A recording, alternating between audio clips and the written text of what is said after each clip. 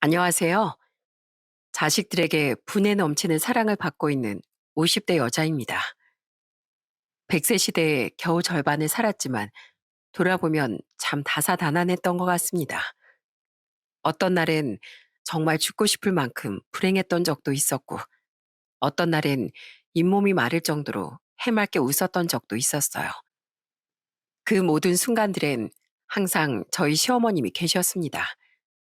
기쁠 때, 슬플 때, 힘들 때, 모든 순간을 저와 함께 했었던 시어머님과 저의 특별한 사연을 지금부터 이야기해 보려고 합니다.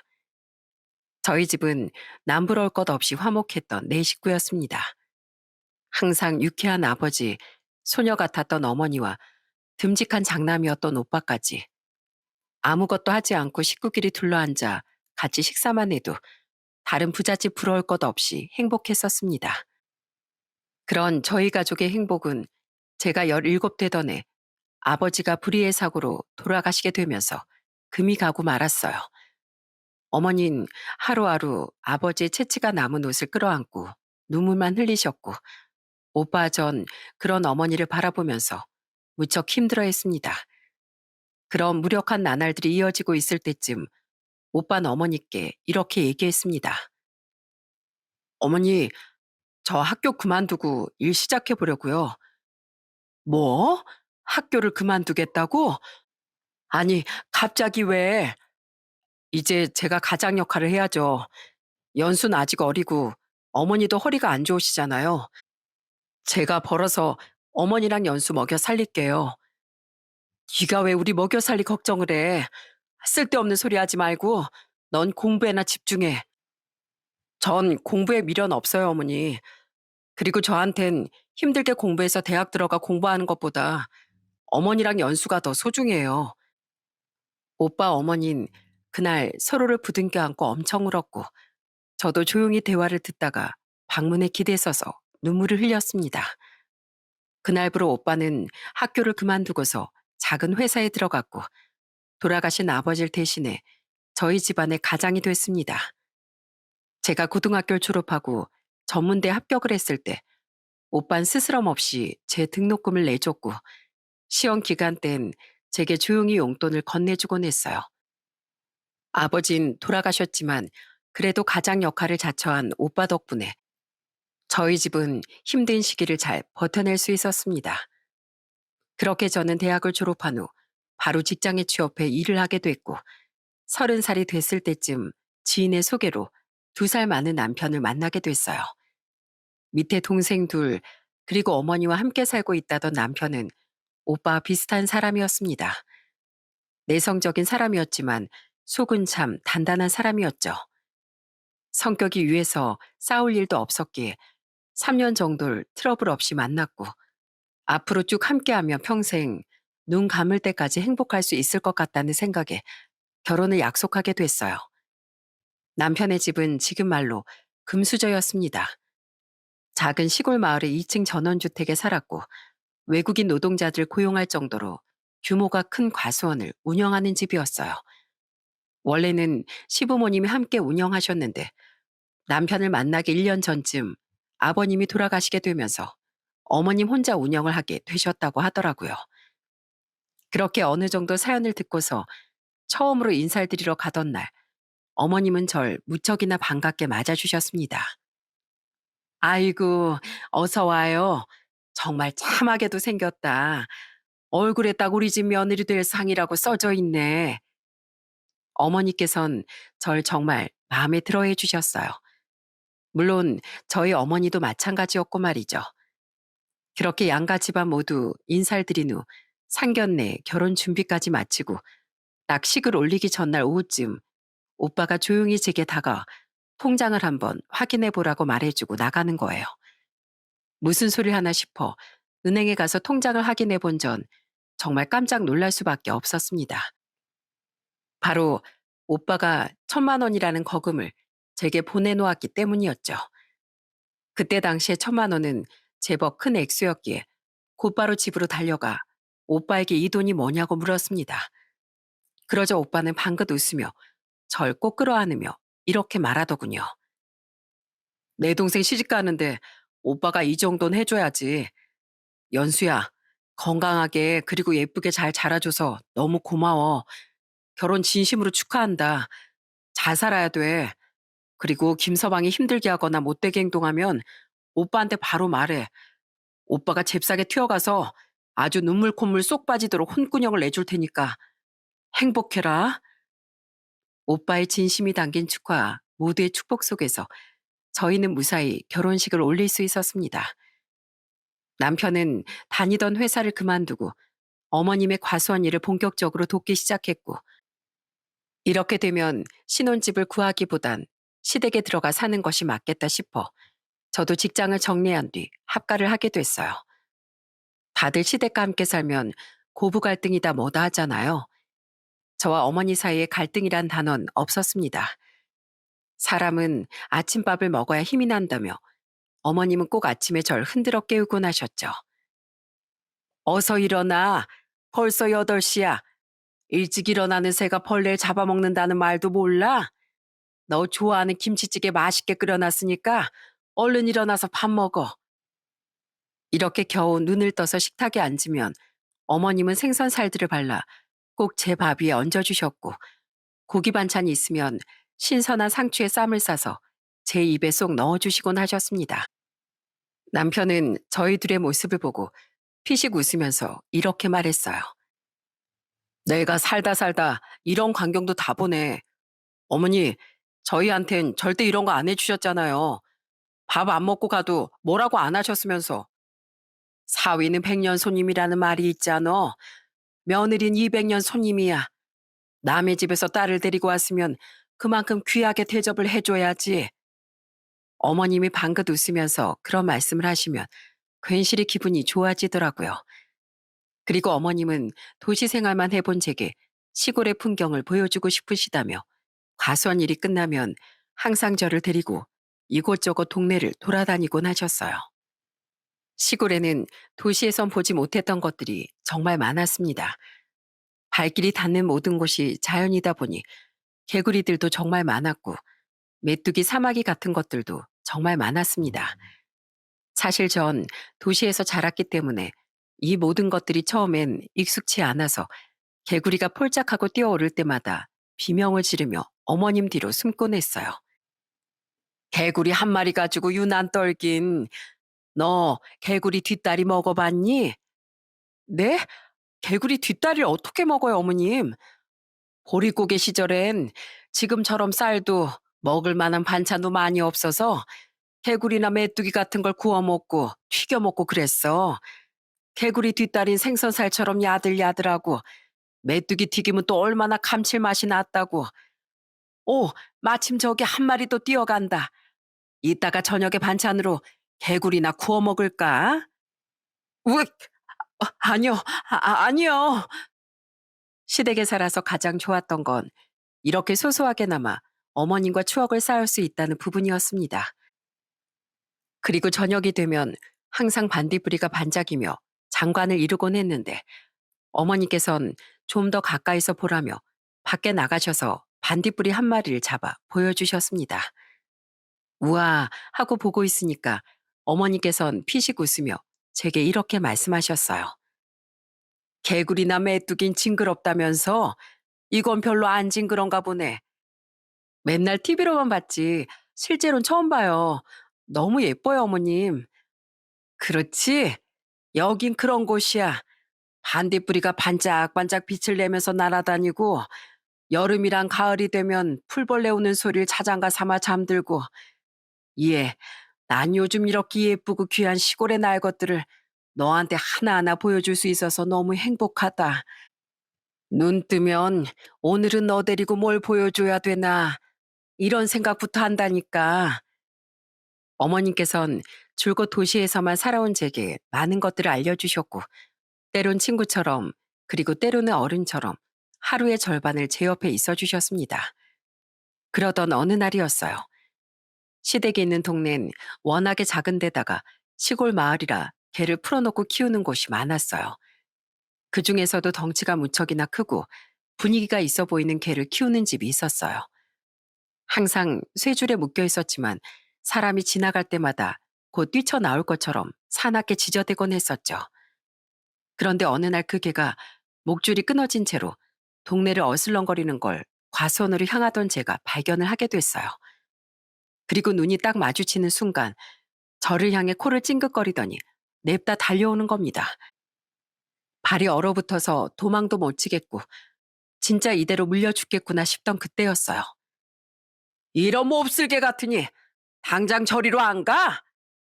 뒤에서 누군가 소리를 지르며 커다란 나무판을 개에게 집어던졌고 제게 맹렬한 기세로 달려들던 개는 그 나무판을 정확히 맞고서 깨갱거리며 36개 주랭랑을 치더라고요.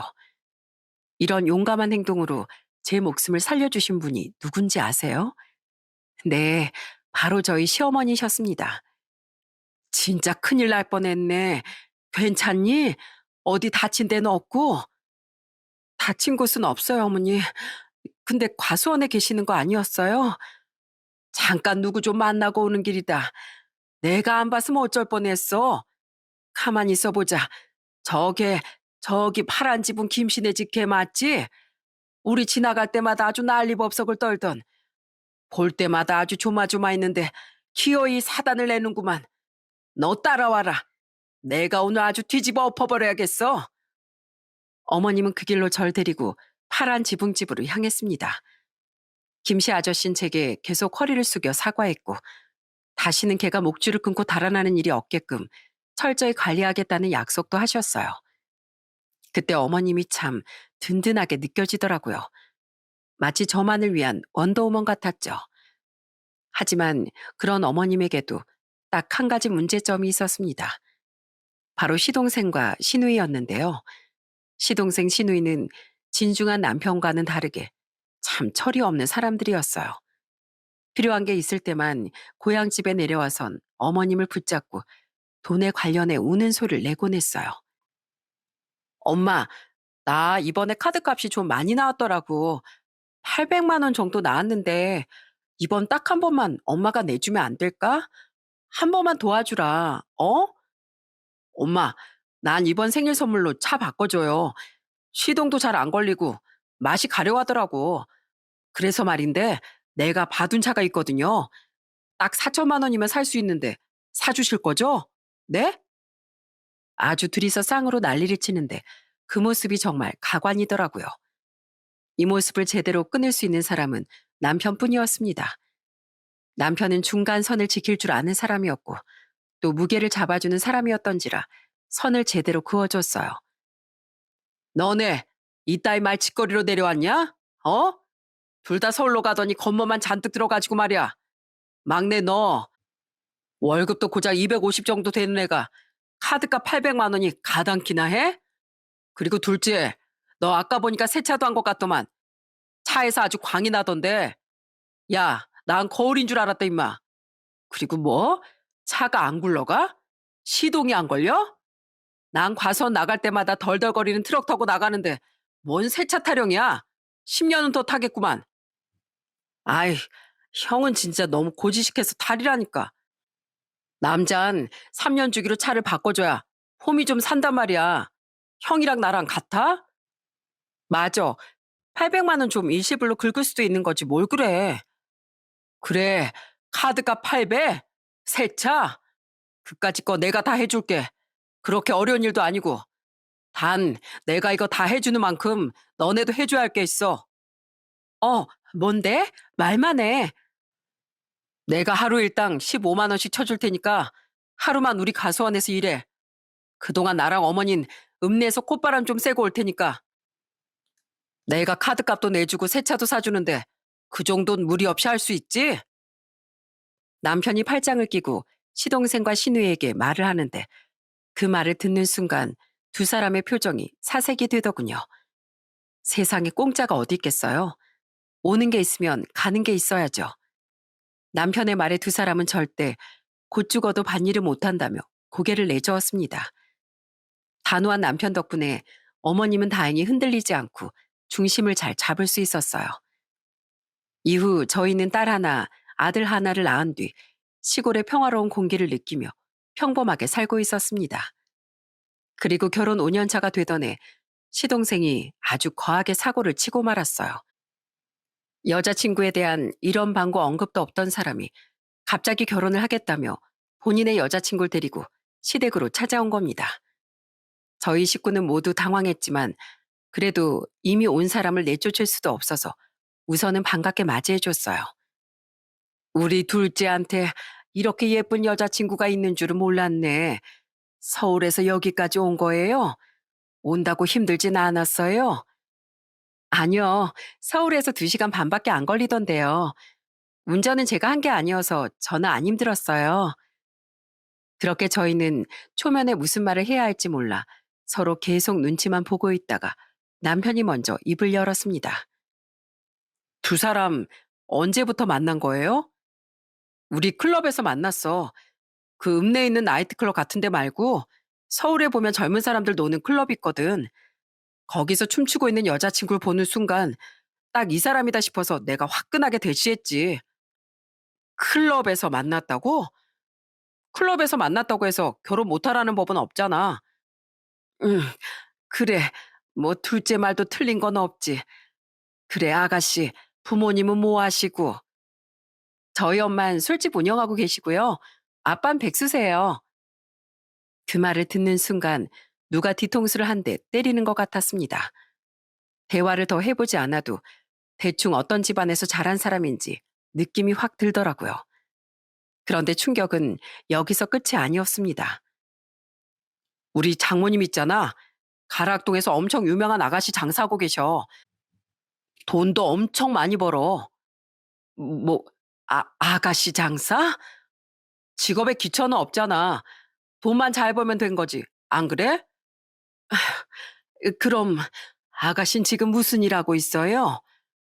이 사람 지금 백수야. 하고 싶은 일이 있어서 그거 위주로 지금 일자리 알아보고 있고. 백수. 아휴, 미안한데 둘이 결혼 다시 생각해보면 좋겠다. 지금 당장의 감정에 휩쓸려서 애들 소꿉장난 하는 것처럼 결혼 많이 하지 말고 천천히 생각해보는 게 이미 늦었어. 여자친구 뱃속에 애가 있거든. 내가 임신시켰어. 내가 놓치기 싫어서. 뭐, 뭐라고? 클럽에서 만난 여자, 엄마는 아가씨 장사에 아빠는 백수, 무지개 혼전 임신까지. 줄줄이 이어지는 충격의 어머님은 이미 넋이 나간 지 오래셨고 저희 부부도 황당한 표정으로 시동생을 쳐다만 보고 있었습니다. 그런 분위기를 읽었는지 시동생은 어머님의 손을 잡고 결혼을 시켜달라며 애절하게 빌더군요. 엄마, 결혼 허락해 주세요. 네? 저희 정말 잘 살 거예요. 제가 이렇게 맹세할게요. 부모가 되면 달라질 수 있는 거잖아요. 형도 애 낳아봐서 알지? 가장의 무게라는 걸 느끼면 우리도 달라질 거야. 그러니까 제발 결혼 허락해 주세요. 그렇게 애절하게 비는 시동생에게 어머님과 저희 부부는 백기를 들었습니다. 자식 이기는 부모 없다고 하잖아요. 게다가 어머님은 시동생에게 결혼한다고 딱 1억을 보태주셨습니다. 그 건넨 1억마저도 시동생은 너무 적은 거 아니냐며 불평불만을 내뱉었지만 어머님은 입 다물고 그거라도 주는 거에 감사하라며 윽박을 지르셨어요. 그렇게 시동생은 결혼식 없이 어머님이 주신 1억과 대출을 끼고선 작은 신혼집을 마련해 가정을 꾸렸습니다. 그로부터 1년 후 신우도 결혼을 했어요.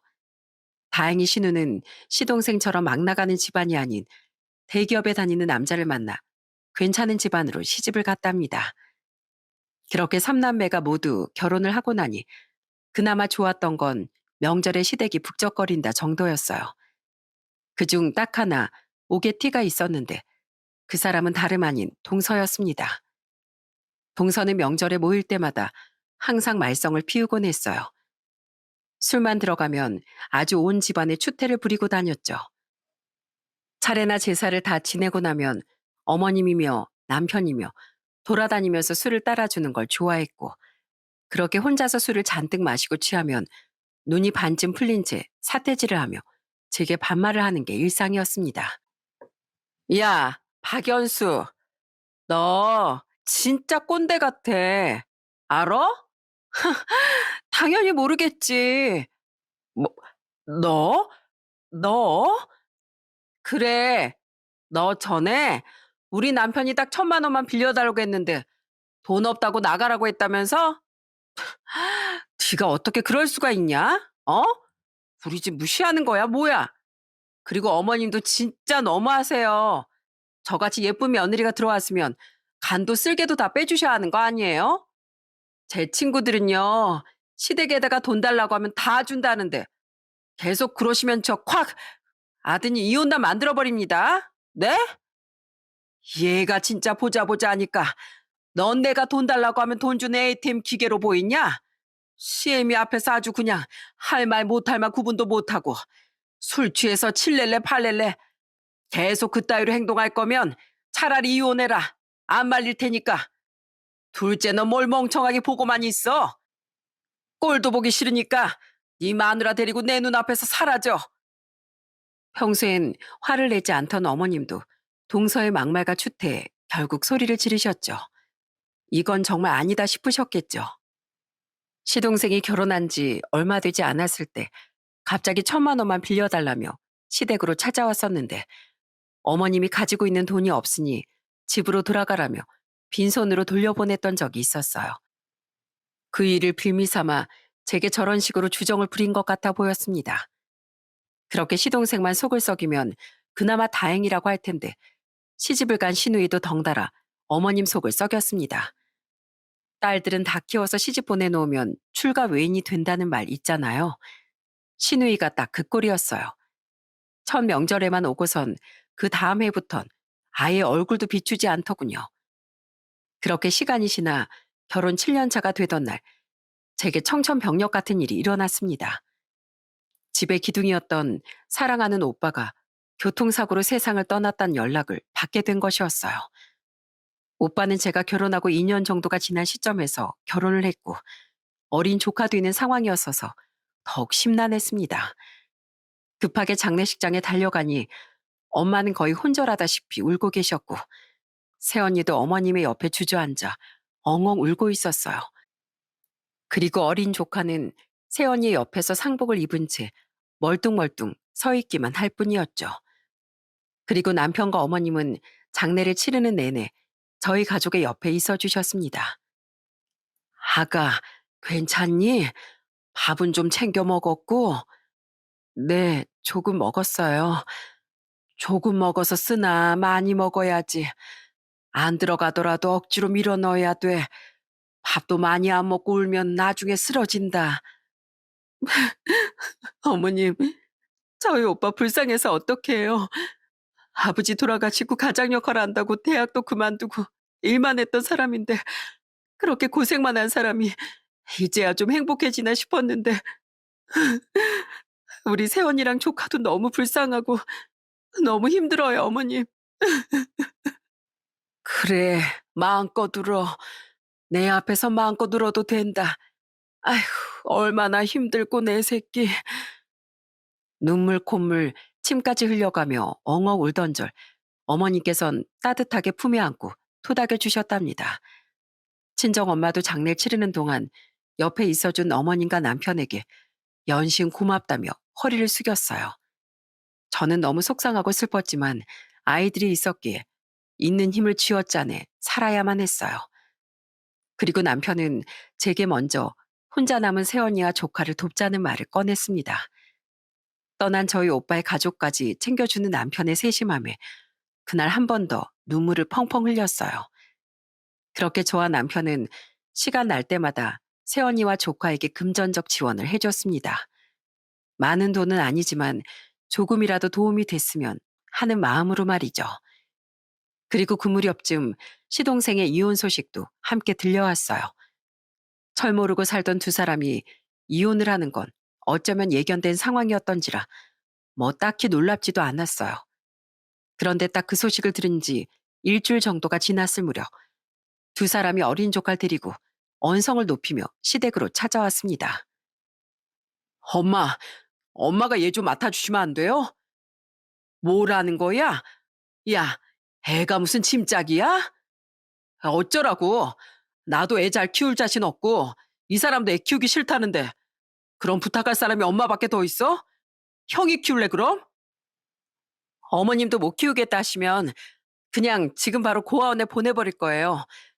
애 딸린 이혼녀 소리 듣는 거 상상만 해도 질색이에요. 이 사람 같지도 않은 것 같으니라고. 부모라는 것들이 버젓이 살아있으면서 뭐? 고아원? 에라이 천벌받을 것들아. 그래, 내가 키우마. 금수만도 못한 것들이 데려다 키우느니 허리가 굽고 휘더라도 내가 걷어 키우는 게 낫지. 정어 두고 당장 우리 집에서 나가. 어머님은 동서와 시동생의 등을 떠밀며 집 밖으로 쫓아내셨습니다. 그때 시동생의 밑바닥을 다 본 것 같았어요. 책임 없는 쾌락을 즐기던 두 사람들이 그 쾌락의 결과물은 책임지려고 하지 않는 모습에 오만정이 탈탈 털리는 듯한 기분이 들더라고요. 그날부터 어머님은 친손주이자 저희에겐 조카인 정호를 키우기 시작하셨습니다. 그와 동시에 시동생과는 아예 연락조차 하지 않으셨어요. 정호는 저희 아이들과 나이 터울이 그렇게 많이 나지 않았기에 쉽게 가까워질 수 있었고 한 집안에 새 아이들이 복잡거리며 사이좋게 지냈습니다. 그래도 이거 하나만큼은 참 다행이다 싶었어요. 그렇게 결혼한 지 딱 11년이라는 시간이 흐른 어느 날 제게 두 번째 불행이 찾아왔습니다. 그날은 유난히도 비가 많이 내리던 날이었어요. 읍내에 약속이 있다며 나간 남편은 돌아오기로 한 시간이 한참 지났음에도 불구하고 집으로 돌아오지 않았고 전화도 받지 않더라고요. 그리고 몇 시간이 지난 늦은 저녁쯤 절대로 걸려오지 말았어야 할 제 운명을 뒤바꿔 놓은 전화 한 통이 걸려왔습니다. 혹시 김정태 씨 아내분 휴대폰 맞으신가요? 네, 제가 김정태 씨 아내 되는 사람입니다. 근데 누구신지. 여기 경찰인데요. 남편분이 교통사고가 나서 지금 병원으로 이송되어 긴급 수술 중입니다. 와보셔야 할 것 같아요. 그 말을 듣자마자 심장이 저 아래 보이지 않는 곳까지 뚝 떨어지는 것 같은 기분이 들었습니다. 경찰의 말을 들어보니 남편은 빗길에 오토바이를 끌고서 읍내에 나갔다가 신호 위반을 한 트럭에 그대로 치였다고 하더라고요. 정신이 나가버릴 것 같았지만 그래도 막상 가보면 큰일은 아닐 거야. 내 남편이니까 괜찮을 거라고, 이겨낼 수 있을 거라며 아이들을 데리고 택시를 타고 병원으로 향했습니다. 병원으로 가니 이미 어머님은 연락을 받고 와 계시는 상황이었고 수술실 앞에서 저희는 손을 꼭 붙잡고 남편이 무사히 수술을 끝마치고 나올 수 있기만을 기도했어요.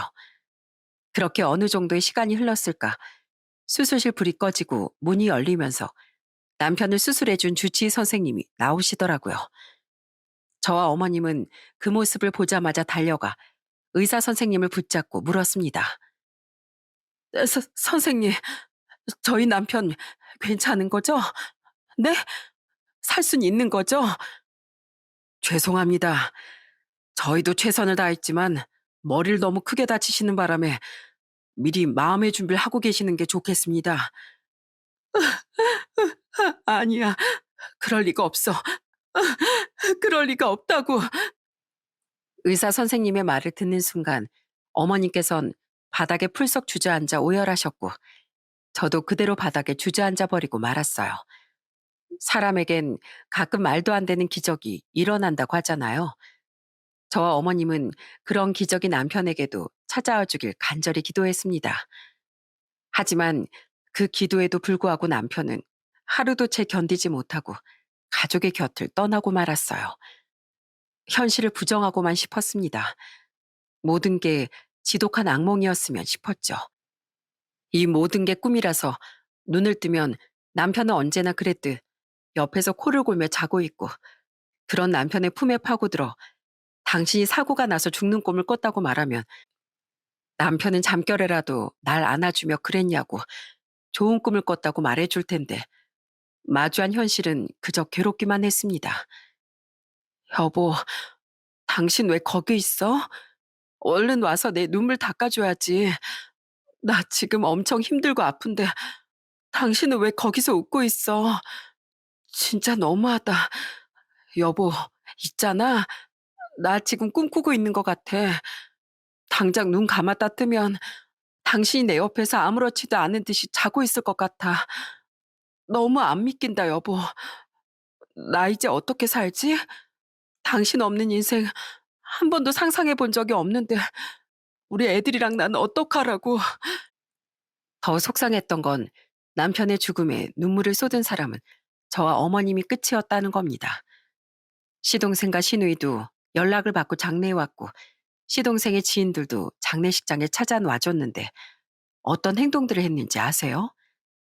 남의 집 장례식장이 마치 잔치집이라도 되는 양 술판을 벌리고 서로 술에 취해 술주정을 하고 신우는 조문객들이 모두 다 가고 나자마자 가방 속에서 매니큐어를 꺼내 자기 손톱에 바르고 있더라고요. 그 모습이 얼마나 기가 차던지. 아가씨, 지금 뭐 하시는 거예요? 보면 몰라요? 매니큐어 바르고 있잖아요. 왜요? 언니도 발라줘요? 여기가 무슨 네일샵이에요? 그리고 지금 손톱에 매니큐어 칠할 정신이 있어요? 아, 내가 어디서 뭘 바르든 무슨 상관이래. 아, 신경 좀 꺼요. 나가요. 나가. 그렇게 바르고 싶으면 나가서 발라요. 제 속을 뒤집어 놓은 건 신우뿐만이 아니었습니다. 남편의 발인이 끝나고 아버님이 묻혀 계시는 곳 바로 옆에 남편을 묻어주고 내려오는 길이었어요. 아이들이 너무 많이 울어서 달래주고 겨우 내려오는데 시동생이 벼랑간 제 옆으로 오더니 어깨를 톡톡 두드리며 이런 말을 하더라고요. 형수, 힘내세요. 형 죽은 건 안타깝지만 뭐 어쩌겠어요. 이미 죽은 사람 살아 들어올 수도 없는 거고 이제 형 죽었으니까 형수랑 저희도 남남인 거 아시죠?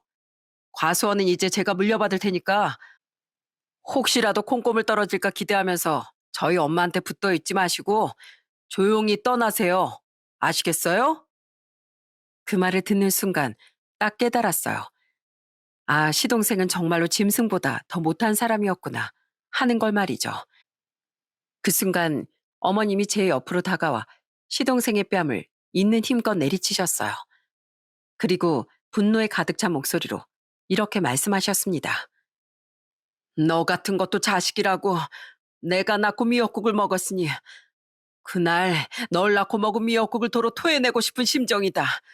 시동생이란 놈이 형수한테 말하는 뻔세하군. 그리고 뭐? 과수원이 네 거라고? 흥, 꿈 깨라. 너한테 물려줄 일은 죽었다 깨어나도 없을 테니까. 엄마, 이 집안에 이제 아들이라곤 저 하나뿐인데 저까지 잘못되면 어쩌려고 그러세요? 소 잃고 외양간 고치면서 그때 둘째한테 좀 더 잘해줄 걸 하고 후회하지 마시고 있을 때 잘하시라고요. 아시겠어요? 아이고, 내가 너무 오래 살았다. 늙으면 빨리 죽어야 하는데 뭐하러 지금까지 살아서 이런 꼴을 다 보고 있냐. 아이고. 저는 주저앉은 어머님을 모시고 밑으로 내려와 택시를 타고 집으로 돌아갔습니다. 그리고 그날 저녁 어머니께서 조용히 제게 맥주 한 잔을 하자고 말씀하시더군요. 평소에 술을 거의 하지 않으시는 분이셨지만 날이 날이니만큼 저는 고개를 끄덕였습니다. 그렇게 저희는 저녁을 먹고 나서 아이들이 모두 잠든 후 주방에 앉아 조용히 맥주 한 캔씩을 마시기 시작했어요. 무거운 공기 속 서로의 마음이 전해지는 것 같아서 눈물이 날 것 같더라고요. 한동안 침묵이 이어지다 어머님께선 천천히 입을 여셨습니다. 있잖아, 연수야. 내가 생각보다 정태한테 의지를 많이 하고 살았나 보더라. 장례 치르는 내내 가슴 정가운데가 뻥 하고 뚫린 기분이 드는 거 있지? 우리 남편 죽었을 때도 그런 느낌은 안 들었는데, 그리고 장례식장에서 널 보는데, 이제 너랑 이별해야 되겠구나. 이 생각부터 제일 먼저 들더라고. 어머님, 이별이라뇨? 그럼 무슨 말도 안 되는 소리를. 난 살면서 욕심 한 번 부린 적 없는 사람이거든. 근데 이번엔 좀 이기적이더라도 욕심 한 번 부려볼까 싶다. 떠나고 싶어도 그 마음 접고 그냥 내 옆에 있어주면 안 되겠니? 이제 너랑 우리 손주들까지 없어지면 정말 내가 죽을 수도 있을 것 같아서 그래. 내가 처음이자 마지막으로 너한테 이렇게 부탁한다. 제가 어머님을 어떻게 떠나요? 누가 돌 들고 찾아와서 떠나라고 안 그러면 돌 던지겠다고 말해도 전 절대 안 떠날 거예요.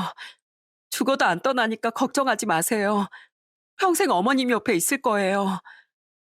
남편이 세상을 떠났으니 원래대로라면 저도 이 집을 떠나야 하는 것이 맞지만 어머님과 쌓아왔던 추억들, 그리고 어머님이 제게 어떻게 대해주셨는지를 알고 있었기에 저는 계속해서 아이들과 어머님 곁에 남기로 다짐했습니다. 남편이 떠난 후 남편이 하던 과수원 일은 제가 이어서 하게 됐습니다. 일은 생각보다 어려웠지만 그래도 어머님과 함께였기에 힘든 것도 이겨낼 수 있었어요. 그리고 시동생과 시누인 남편이 죽자마자 기다렸단 듯 어머님에게 돈을 요구하기 시작했습니다. 제가 중간에서 그걸 쳐내면 뭐라고 했는 줄 아세요? 형수님이 뭔데 끼어들어요? 이건 가족끼리의 문제니까 신경 쓰지 마세요. 언니, 아직도 우리 엄마 옆에 있는 거예요? 오빠 죽었잖아요. 언닌 이제 우리 가족이랑 남남이니까 우리가 뭐라든 신경 끄세요. 그런 막말에도 불구하고 저는 계속 시동생과 시누이의 금전적인 요구들을 중간에서 막아줬는데 어머님은 또 마지막이라는 말로 요구하는 돈들을 모두 보내주신 것 같더군요. 그 사실을 알고 저는 불같이 화를 냈고 다시는 시동생과 시누이에게 돈을 보내지 않겠다고 약속하고 난 이후부턴 돈을 보내지 않았습니다. 그로부터 10년이라는 시간이 흘렀어요. 10년이면 강산이 변한다는 말이 있는 것처럼 저희 가족에게도 많은 변화가 생겼습니다. 어머니께선 80대 후반의 연세로 접어드셨고 건강도 많이 악화되어 병원과 집을 오가며 치료를 진행하고 계셨어요. 원래는 입원을 하셔야 했지만 선택지가 호스피스 병동밖에 없었고 호스피스는 지내기 답답하다는 이유로 통원치료를 선택하신 것이었죠. 그리고 이제는 과수원을 관리할 기력조차 남아있지 않아 모든 추억이 담긴 과수원까지 결국 다른 사람에게 팔아넘기게 됐습니다. 어머님이 나날이 기력이 떨어지는 모습을 보고 가장 속상해한 건 다름 아닌 조카 정호였어요. 할머니, 오래오래 제 옆에 계셔줄 거죠? 건강해지셔서 저 결혼하는 것도 보셔야 할 거 아니에요. 저 할머니 없으면 못 살아요. 할머니 돌아가시면 저도 따라갈 거예요. 저 지금보다 말도 더 잘 듣고 공부도 더 열심히 할 테니까 꼭 건강하셔야 돼요. 아이고, 이놈이 못하는 말이 없어. 아직 14살밖에 안 된 녀석이 무슨 그런 소릴. 이 헬미 안 죽을 테니까 걱정하지 말어. 정호는 그런 어머님의 다짐에도 마음이 불안했는지 매일같이 어머님 방에서 함께 자기 시작했습니다. 그리고 매일 아침 일어나자마자 가슴을 쓸어내리며 제게 이렇게 말했어요. 큰엄마, 오늘도 할머니 살아계세요. 다행이다. 그런 정호의 모습이 조금은 유별나 보이기도 했지만 얼마나 어머님이 소중하면 저럴까 싶은 마음에 짠하기도 하더라고요. 그렇게 2주라는 시간이 흘렀을까 어머니께선 시동생과 신우를 집으로 불러들이셨습니다. 그리고 두 사람에게 통장을 건네주시며 이렇게 말씀하셨어요. 자, 너희 둘한테 남기는 내 유산이다. 과수원 판 돈이랑 그동안 이애미가 모아놨던 돈이니 둘이 나눠 가지긴 충분할 게다. 아니 엄마, 돈이 왜 이것밖에 없어요? 그동안 과수원하시면서 모아두신 돈들 이것보다 더 있을 거 아니에요. 적어도 너무 적은데? 이 파렴치한 놈들아. 내 돈은 너희가 있는 족족 다 가져가 써놓고선 무슨 모아둔 돈 타령이야? 적어도 사람이면 양심이라는 게 있어야지. 아, 그럴 수도 있었겠다. 그래도 뭐 이거라면 땡큐예요, 엄마. 이제 더 주실 거 없죠? 저 바빠서 다시 올라가 볼게요. 무슨 일 있으면 연락 주세요. 정녕 적의 친자식들이 맞는지 의심스러웠습니다. 보통 멀리서 내려왔고 부모님이 편찮으시면 아무리 바빠도 하루 정도는 자고 갈 법도 한데 시동생과 신우는 어머니께서 건네주신 유산을 건네받자마자 뒤도 돌아보지 않고 간다고 말을 해버리더라고요. 신우는 그렇게 집을 나섰고 시동생은 문 앞에 서 있던 정을 보면서 반가운 척을 했습니다. 아이고, 이 녀석 이거 많이 컸네. 야, 넌 클수록 아빠의 잘생김을 빼다 박았다. 그동안 잘 지냈어? 이 아빠 안 보고 싶었냐? 누구더러 아빠라고 하는지 모르겠네요. 저는 아빠 없는 사람인데. 이게 머리 좀 컸다고 말을 함부로 하네. 야, 벌써부터 개기는 거냐? 개기기 누가 개겼다고 그래요. 아빠 소리를 듣고 싶음 아빠처럼 행동을 좀 하던가. 어른 같지도 않고 아빠답지도 않은 사람한테 어떻게 제가 아빠라고 불러요? 쪽팔려서 그렇게 안 불러요. 아니, 근데 이 자식이 엄만 대체 어떻게 교육을 시켰길래 얘가 이 모양이야? 완전히 삐딱선이네, 이거. 정호야, 그만해라. 그래도 네 애빈데 그렇게 해서야 되겠어. 정호는 어머님의 말을 듣고선 씩씩거리며 방으로 들어갔고, 시동생은 그런 정호를 바라보며 고개를 절레절레 젓곤 집을 떠났습니다.